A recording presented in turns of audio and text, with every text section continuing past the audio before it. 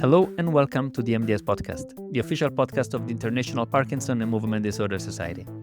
I am Michele Matarazzo, editor-in-chief, and today we are excited to launch a special series in collaboration with the Scientific Issues Committee of the Society. This will also be featured on their regular blog. In this inaugural episode, we have the pleasure of speaking with Dr. David Arkadir, head of the Parkinson's Disease and Movement Disorders Unit at the Hadassah Medical Center in Jerusalem, Israel, and Dr. Sar Anis, a Movement Disorder Fellow at the Center for Neurological Restoration at Cleveland Clinic in Ohio, the United States of America. So welcome and thank you both for joining us. Thanks for the invitation. Thank you. It's great to be here. Today, we'll explore the role of genetics and genetic testing in deep brain stimulation for Parkinson's disease. This is an evolving field with increasing relevance for clinical practice and patient care. This episode was developed in collaboration with Dr. Jean Paul, a member of the Scientific Issues Committee of the MDS, and I want to acknowledge his collaboration and his contribution. Let's start with the first question. Again, genetic testing is increasingly becoming part of our routine clinical practice, bringing us closer to what we would like to call personalized medicine somehow. Now, David, to set the stage, could you give us an overview of what we currently know about the relevance of genetics and genetic testing to DBS for Parkinson's disease? Yeah, so say a few words about genetic testing generally. So we know by recent studies that were published that up to 10% of PD population worldwide are positive to mutation in a gene named GBA1 and about up to 3% in a gene named LRRK2. We have other genes as well, but we'll dedicate most of the talk to those two genes. In some population, the percentages as quoted are higher, like in the Ashkenazi population. And probably when it's regarded to DBS or adult advanced therapy, probably there is overrepresentation of people with monogenic PD that are candidates for those advanced therapies. So those genes are highly relevant, not just for DBS, but also for other advanced therapies. We also know that without, even when it's not related to DBS or on average, I mean, you can never say about the individual, but on average, so people with a mutation in GBA1 has a worse prognosis than people without mutation or with mutation with LRRK2. People with GBA1 have more tendency to develop neuropsychiatric issues, cognitive issues. Also, the motor disease is probably more aggressive, a faster increase in the anti-PD medication. We know also that in the short term, the DBS is successful for all good candidates. So we expect DBS to improve the motor fluctuation and enable us to reduce medication, especially if the DBS is targeted to the subthalamic nucleus. What we know about the long term of DBS for the different mutation. So we know that for LRRK2, probably the long-term prognosis is better than for GBA patients develop faster cognitive issue and the axial issue, which are dopamine and stimulation resistance, are more aggressive in the years following DBS. The main question, which is, I think, the issue of this podcast, is are we to blame, or does DBS STN accelerate those cognitive deterioration that is observed in GBA? And this is still a pending question. Well, that's actually one of the most important points, I think, here, and that we will have to discuss. Let me turn this question to Sar, actually. David was already mentioning this, focusing on patients who are carriers of GBA1 mutation. What is the current evidence? And David was already raising this very important point about the possible risks of, especially the cognitive part, and specifically in this subset of patients with these genetic mutations. Thank you, Michele. So current evidence suggests that GBA1 carriers get similar motor benefits from DBS as non-carriers, including less dyskinesias, fewer motor fluctuations, and a reduced need for medication. But there are a few important studies, like those published by Avenali and Valente a year ago, and Jean Paul and Christopher Goetz a couple of years ago, showing that GBA1 carriers tend to experience faster cognitive decline after DBS. The extent of cognitive decline may depend on the severity of the GBA1 variant, with mild or severe neuronopathic variants linked to greater impairment, for example, versus risk variants. So, GBA1 carriers also seem to have a higher risk of orthostatic hypotension and psychotic episodes after DBS. These findings definitely raise concerns about the long term cognitive effects, as Dr. Arkadir said, of DBS in GBA1 carriers. But at this point, I think we cannot say for sure if DBS actually speeds up cognitive decline or if it's just a natural course of the disease in people who are already more at risk. So, the reason for that is the lack of methodology sound randomized controlled trials and well Mhm. matched comparison groups of patients who did not get DBS. It's hard to separate the effects of the surgery itself from the impact of genetic conditions. So those are very good points. And David, I don't know if you want to add something to this, but I will make you the following question, which is knowing all of this, do you routinely test the GBA1 mutation in your clinical practice prior to recommending the brain stimulation? So currently we are not doing it as a routine. First, as Sar said, so we still don't know what to do with the answer, how to explain patient about positive finding. The indication for DBS is motor fluctuation with relatively preserved cognition. So if the patient is fulfilling those criteria, we're not sure what to do with a positive GBA answer. The question whether accelerated cognitive impairment can cause by the DBS is still pending. There are a nice paper by Tal, but there is also other contradictory evidence. So this is why we are not routinely sending patients for GBA testing. Still, I would like to say three different comments on this general comment. So first, if I send a patient to a genetic testing and we find him to be positive for LARC2 mutation, so this is in a way reassuring because we know that LARC2 have a better prognosis for the long run with DBS and without pre-DBS. So this is one Mm-hmm. of the comment.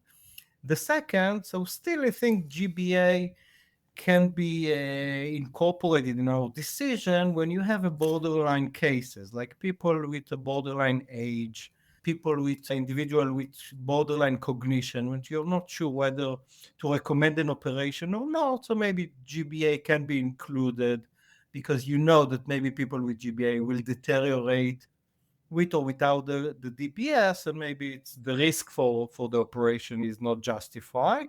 And maybe the third comment is what I said until now. It's regarding our clinical routine. Regarding research, it's important to test patient to learn to accumulate experience, so we'll be able to address those questions better in future podcasts.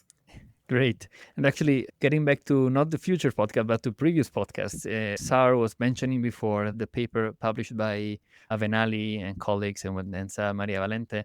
And this was featured on this podcast. So I invite all of the listeners to go back to that episode. I think it was about a year ago when it was published on the JNNP. So that interview is also available in case you're interested. Now, going back to the interview and moving forward, there is one thing that was mentioned that I think we can discuss a little bit more about, which is apart from the importance of having or not a mutation in a gene, not all of the mutations are the same. And specifically for GBA1, this is particularly relevant. Now, would you like to elaborate a little bit more on the evidence, if there is any, or what is your opinion on having a mild mutation, a risk variant, or a severe mutation in GBA1? Maybe also to explain a little bit what those are and what relevance this might have for DBS. Yeah, so I think this is a great question. And I think this is one of the most unanswered questions that we have. And looking ahead, I think that research should also focus on that specific question whether different genetic variants within a gene, for example, GBA1, but not only, right? What about LARC2 and other Yeah, genes? So, this is an important question, but I still feel like we're at the stage of first understand better the impact of each gene and then dive and see specific ones, for example, mild and severe variants, which can cause Gaucher, right? or versus risk variants, which were found to increase the risk for Parkinson's, but not necessarily related to Gaucher. So the question is, are those different variants have different effect on DBS outcomes? And as I mentioned, I think, David, please correct me, but there are not a lot of papers focusing specifically on specific variants. But for example, Gian Pa focused on that and did specific analysis and saw actually differences between different variants. And actually, I think it's a very important question because we know that specific variants might affect the disease, right? Severe GBA1 variants might cause a more severe disease and progression. So the question arises whether DBS might affect those patients even worse. David, what do you think about that? Yeah, I agree. I think it's an interesting question. We know that the natural history of severe mutation is worse than those of milder mutation in the GBA. Also, there is some exception, like the E326K mutation, which is a mild mutation, but is more associated with cognitive issues. But as Sarah said, I think we're still in the stage of debating whether GBA should be taken into account in DBS, and we are still not in the stage of fine tuning of which type of mutation is associated with more cognitive risks. Yeah, and even more complicated, and I'm pretty confident there is no evidence about this regarding DBS. What about the interaction between different genes? Let's say LRRK2 and GBA, because we know that there is an interaction between these two genes Yeah, and and there is an the clinical consequence. ApoE4, But and yeah, it's endless. So we have to go by gene before yeah, knowing to split between mutations. I would actually like to talk about it later on, maybe. okay. Well, let's talk about LRRK2 a little bit now. Sar, what do you think that LRRK2 mutations, those are also being explored as predictors of DBS outcomes in Parkinson's disease? Do you want to discuss the current understanding of how mutation in the LRRK2 gene might influence the results of DBS? For sure. I think that this is maybe easier topic to discuss compared to Hmm. GBA1 based on current evidence, including a great meta-analysis done about 5 or 6 years ago, published in JAMA, and even a recent Israeli study that we published a year ago in PRD about LRRK2 PD patients. It seems that they benefit from DBS just as much as those with idiopathic PD. They respond well to both dopaminergic therapy and DBS, and there's no increased risk of cognitive decline as far as we know, or psychosis after the procedure. Of course, this is in contrast to GBA1 carriers, as we said, but in fact, some studies even suggest that LRRK2 PD may progress slower compared even to idiopathic PD, which could mean even a better long-term outcomes with DBS. That said, there haven't been any randomized controlled trials directly comparing DBS outcomes in LRRK2 carriers. So we still need more research to understand any variant-specific effects. But based on what we know so far, I can say that LRRK2 PD patients remain strong candidates for DBS.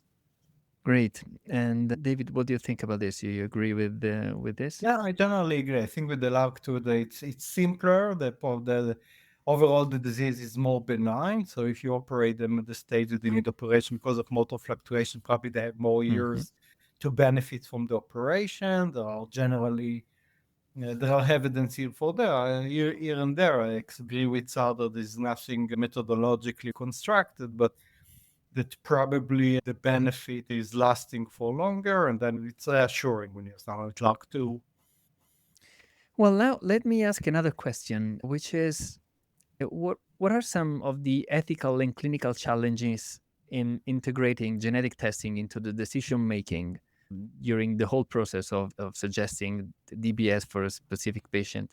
And maybe if there are some specific things related to those genes we've been talking about more, which are GBA1 and LRRK2. So I think that also there is an ethical component to all of this, right?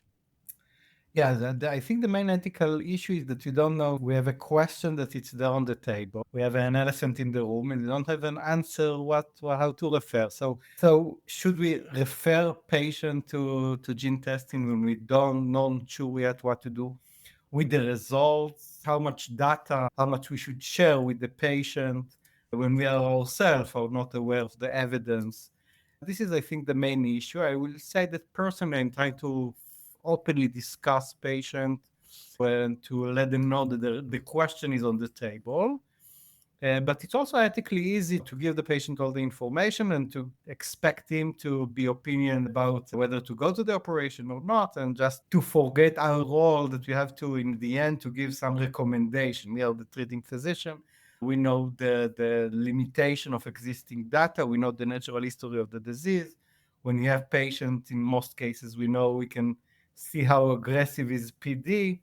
We can expect what will be happening in the future, so based on our experience and data. So in the end, we have to share with the patient our personal recommendation, and that this is ethically problematic when you don't have enough data to rely on. So when I have a patient, if he's a good candidate and he asks me to share my opinion, telling that with this small asterisk that there is raise question regarding accelerated cognitive issue following DBS in GBA-PD, that my recommendation, if he's an ideal candidate, to go for it.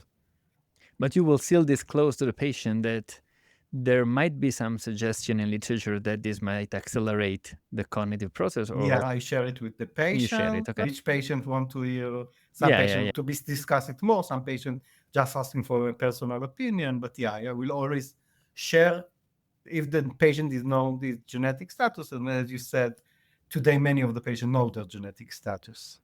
And so, do you have the same approach? Yeah, I think that this is maybe the biggest issue, the ethical component of this. And I totally agree with David. But basically, I have to add something about, I feel like the question is, are we as physicians and movement specialists are ready for that? Are we ready to deliver to the patients that carry those mutations the right message about the impact of these genetic mutations, about their outcomes? And each one of us has an opinion, and maybe our opinions are different. So I think that an important component would be to actually educate providers in order to improve ethics. When we deliver a message, sometimes it's easy to say that levodopa improved motor symptoms in Parkinson's, right? Because there's so much evidence. But informing patients about genetic results at this important stage of disease, it's huge. So, and I'm not talking even about underserved populations, right? That they have less access to genetic testing and less opportunities. So I think it's important to discuss ethics, right? And it's important to put it on the table and educate ourselves and our patients in the right way. So a lot of work to do. And now, talking about this, looking ahead, what areas of research do you both see as most promising for understanding the interplay between genetics and DBS in Parkinson's disease?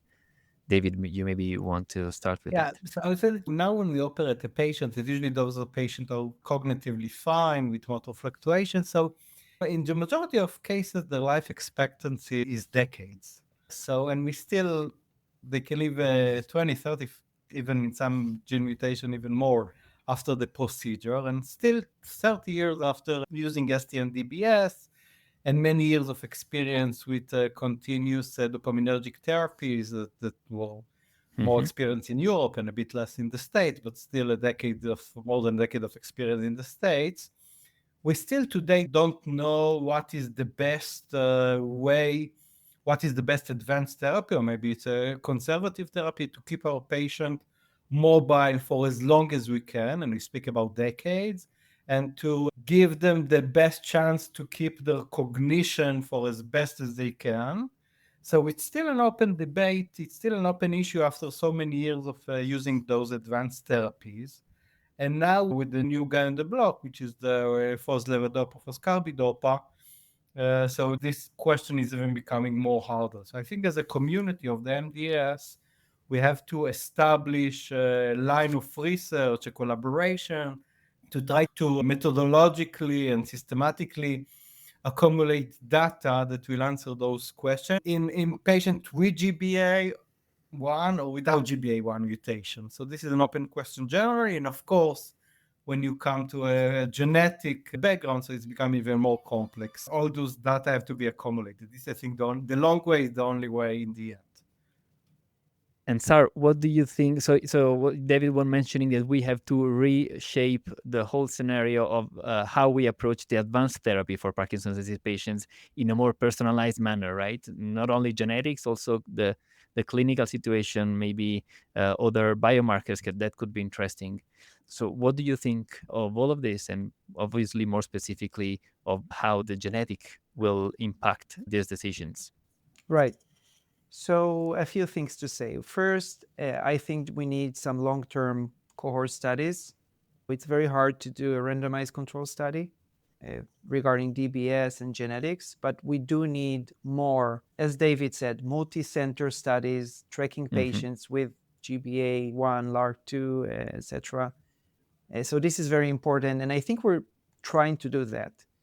But I also envision other directions. I think that AI driven models like machine learning approaches, analyzing genetic, but also motor and clinical data together. And as you said, Michele, maybe biomarkers, right? SAA, alpha synuclein, skin biopsies. There's so many data right now coming through. So using AI driven models to reveal patterns that we might miss as physicians, I think this is a very good direction moving forward, not relying solely on one of those. Another direction I thought was, and we talked about it earlier, what about patients that have GBA1 and LRRK2? Yes, they are Yeah. rare, but they are patients. And I think that another interesting direction would be to focus on polygenic risk scores. Because, and David, I know David for years, and I know he's saying that he has a lot of experience with those kind of patients. And he told me once or twice that he has some patients with severe GBA1 mutations that did well. And he has other patients who did less well. So the question is, can we rely just on the variant itself? Or should we look at the whole landscape of a patient? And if we'll do that, we could capture more information and maybe it would inform us better. So I think polygenic risk scores is another important direction for research about DBS and genetics. So all of this is obviously very complex. Only looking at one gene and what's the role of that gene or that mutation within a gene with DBS is already complex. But mixing with other genes, the interplay between different genes, and putting this within the scenario of a patient with all the things that might happen to a patient, the age, the treatment is received, and so many other biomarkers that are coming up makes it very complex. So I really hope that you two, who are very active as a researcher in the area, have a lot of time and energy to carry out all of this research. And maybe as you were discussing about collaboration, I guess you're already collaborating between each other. And that's definitely the path forward because now we need to gather a lot of data to finally have some answers. Yes, definitely. We just started. Yeah, thank you very much, Dr. Akadir, Dr. Anis. Thank you both for this insightful discussion. I really enjoyed it very much. Your expertise sheds light on the very complex but increasingly important aspect of DBS and advanced therapy in Parkinson's disease. And to our listeners, thank you for tuning in to this special episode of the MDS podcast. Stay tuned for more discussions in our new series in collaboration with the Scientific Issues Committee. And goodbye to everyone. Thank you. The views and opinions expressed by the participants in this podcast do not necessarily reflect those of the International Parkinson and Movement Disorder Society or their affiliated journals, Movement Disorders and Movement Disorders Clinical Practice. Any disclosures of the participants can be found within the episode description located on the MDS website.